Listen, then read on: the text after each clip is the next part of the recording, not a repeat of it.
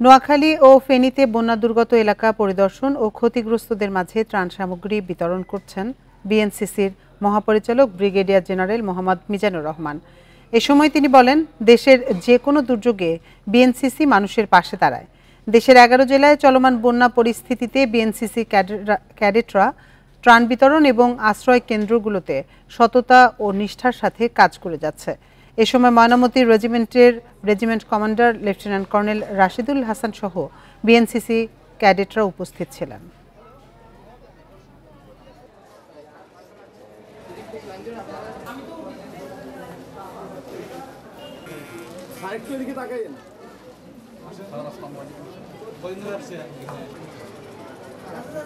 বন্যা দুর্গত লোকজনের সহায়তার জন্য আমাদের বিএনসিসি ক্যাডেটরা নিয়োজিত হয়েছে এবং নিরলসভাবে কাজ করছে।